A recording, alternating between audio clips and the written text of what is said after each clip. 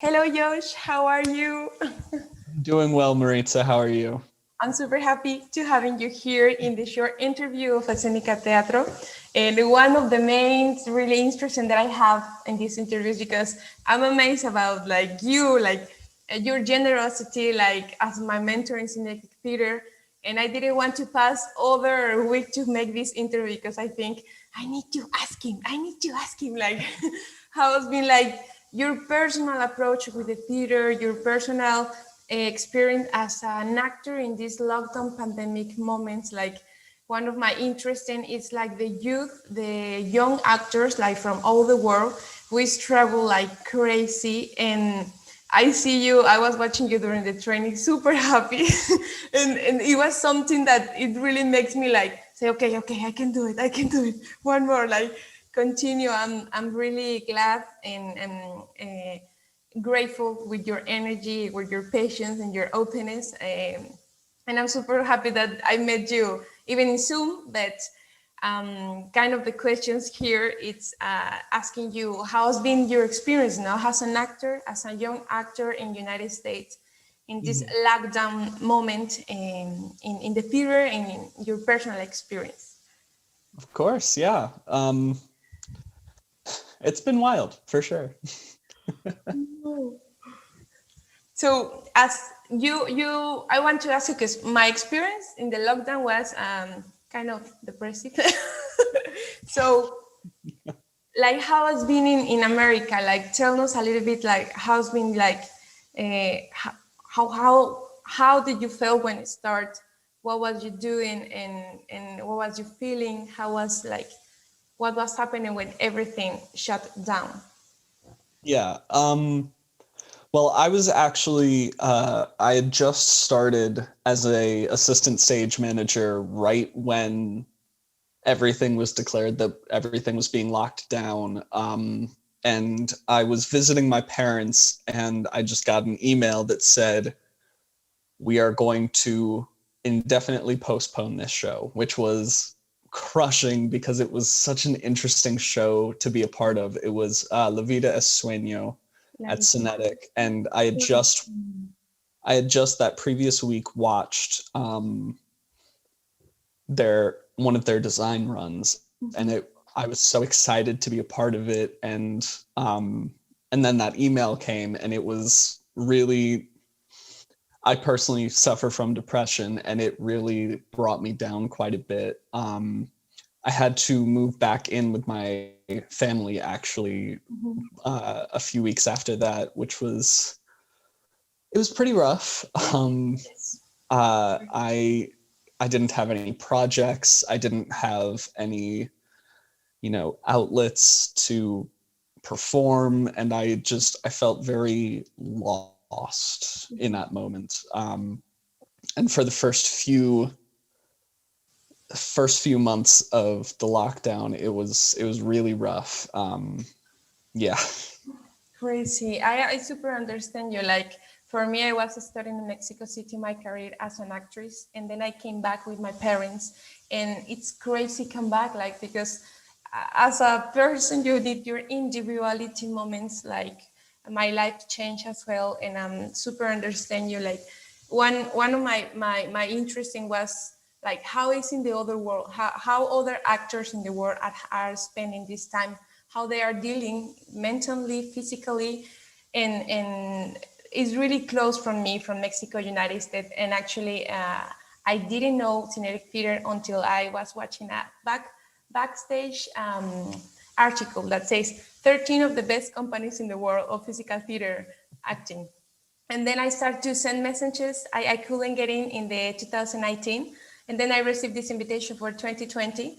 But like it shocks me like how the other people in the planet are living this moment. So you telling me this, like I know I found it really human and really like with truth, and I understand you. I was in the same position that you, and that's why I know that your country was passing for a lot of things and changes, like from the Black Lives Matter to the Biden elections.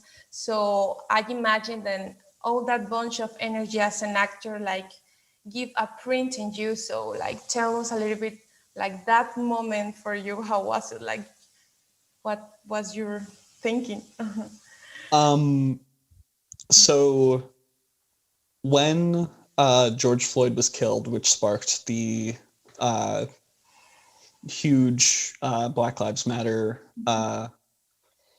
push, which has been well needed in this country for many, many years. Um, I had actually just finished my work with Synetic's Decameron piece.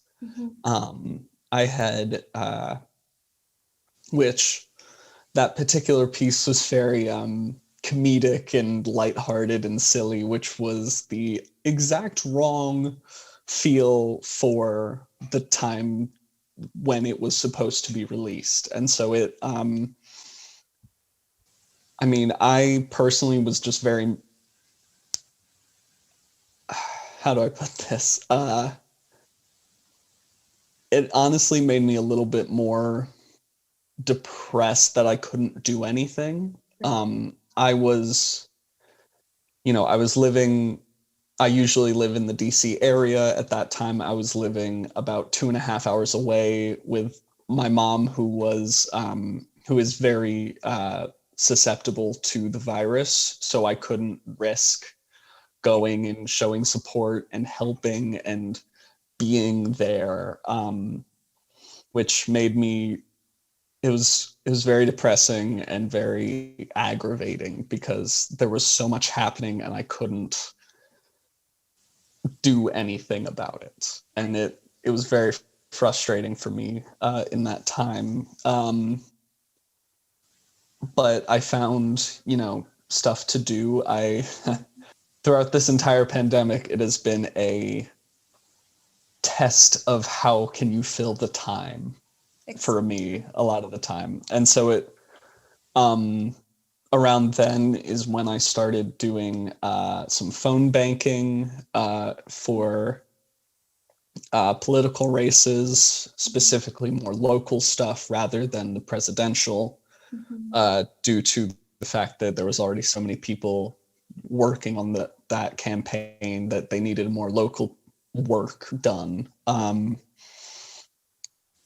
I, donated what little I could to Black Lives Matter. No, wait, sorry, ACLU, to help Black Lives Matter protesters who had been arrested. And it felt, again, it felt like I wasn't doing enough because I couldn't be there. I couldn't work. I couldn't really do anything, but I was doing, my small part to be able to help. And it really has been a rough time combining all of the various things that 2020 has thrown at us. Yeah. Crazy. And that was other part that I was discussing with my teacher. Like, it really gives us a print, these all things that's happening with the COVID, with the protests, with the changes in the country. Like, how are we going to how are we going to relate with the other?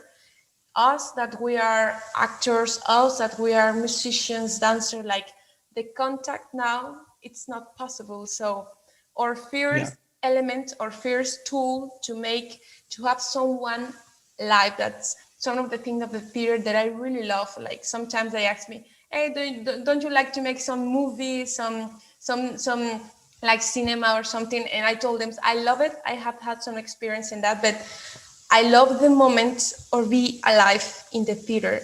And then that night is the only night that you have to be. And then it's gone. And that thing, we don't have it now. Like I feel so starving to having again someone in my face, to have the heat of the other, the heat of my partner, my partner actor. So in this pandemic that I found Synetic Theater, I was blown away for all the things like Synetic Theater has, and you were there, luckily. And I want to ask you, how is that experience to be in Synetic Theater as a continuing members company? Like, tell us a little bit more, like, how is your relationship with Synetic, and how is now, how has been, and how is now? Well, I actually I have a very interesting relationship with the theater. I started off as a student of a couple of the different company members doing various camps and classes, and I did an internship. Um, and then when I moved to DC, I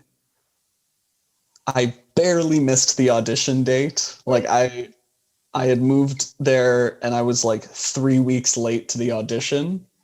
So I wasn't able to join the company right away, which really kind of bummed me out. But so I started working on the technical side. I've been a set builder, an assistant stage manager.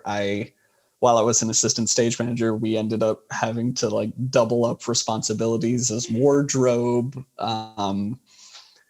It it really was a wild year for me. My first year in DC, just doing tech work and building those skills. Building sets is very different from performing, but still I got to be a part of the arts, which was really what was important for me. And then when I did join the company finally, I was cast as an understudy late. Um, I joined my first show was The Tempest, and I was cast as an understudy a week before tech, which Synetic's rehearsal processes are typically 2 months long. So joining in a week before tech, I knew absolutely nothing. And then the day of the second preview, I got a call. It was like 1 o'clock in the afternoon. I was just getting out of bed. I was very tired. That I was going on that night, and I was going to be taking over the role. I had 7 hours notice. I From 4 o'clock that afternoon to about 10 o'clock that night, I did not stop moving and rehearsing and performing. And we pulled the show off. And that was my first show with Synetic, which was insane. That was an insane first experience with the theater company, especially in a style that I was not at the time the most familiar with, but it was such an amazing experience to be, pardon the pun, because this show happened in 6 inches of water. Yes. I was thrown in at the deep end. That's one of our favorite jokes about The Tempest. So sorry. Terrible joke. And then immediately after The Tempest, I got cast in the next 2 shows of that season, which was amazing to be able to do. And I basically was nonstop performing at Synetic for the first half of the season, which was truly a dream come true for me. And then the pandemic hit. Yeah. So what ended up happening, I continued my relationship with Synetic. We did the Decameron, which was a filmed project where each person created a short piece based on one of the 100 stories from the Decameron. That was a really interesting experience for me because I had never done my own film project before where I was fully in charge of everything. And it was a really cool experience to be able to do for the first time. Granted, I had a crew of my dad and a costume department of my closet and makeup of what I had lying around. So it was a little weird, but it helped me to like I feel like I know myself as an artist a little bit better because I was put under that pressure of not knowing what was going on, and I had to just all do it by myself, which it was really an amazing experience, and I'm so glad I did it. And then after that, doing a bunch of virtual stuff with them. The Madloba conference was fantastic. And then after that, joining training again over virtual, which is where we met, and being a mentor for the first time. It was really awesome, and I really enjoyed it. And now I am a teaching artist with Synetic.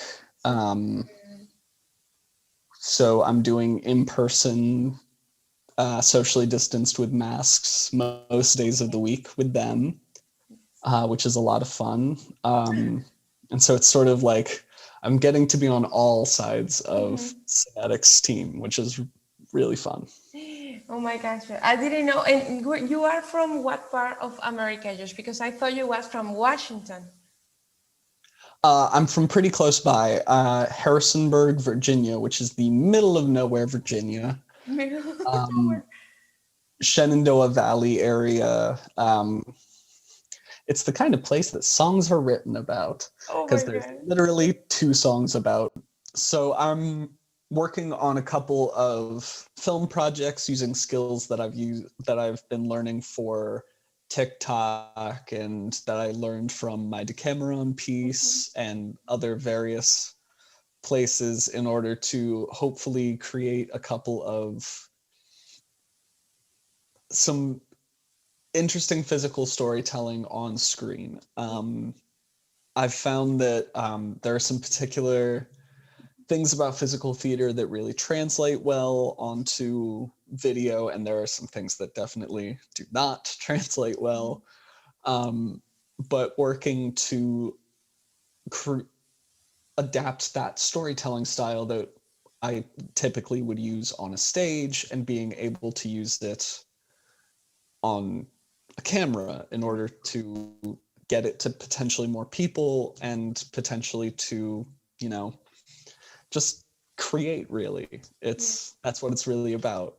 Yes, and my teacher as well, I share with that, he was saying like it challenge our creativity, like this time really challenge our time. I was thinking in Friends in Ross that says, they give me the gift of the time this moment. So I super understand you. Josh, I'm super happy to having you here. I don't want to end this interview without telling you how happy and grateful I am to have contact with you, to meet you, to learn from you. I really hope to see you in the spring with Synetic Theater. I think it's going to be online as well. But I will be really blown away to meet you in person. I really love like the thing that you share. Like I was telling my boyfriend that you are really like kind when you teach. You are super kind, and it blows my mind because it like with a lot of careful, and I feel really take care with every movement. So it's something that I really appreciate a lot, and I think it's a lot of value in the youth actors, like in the young actors. And I just want to say thank you very much. Thank you. Of course. It's been a pleasure to teach you. Thank you, Josh.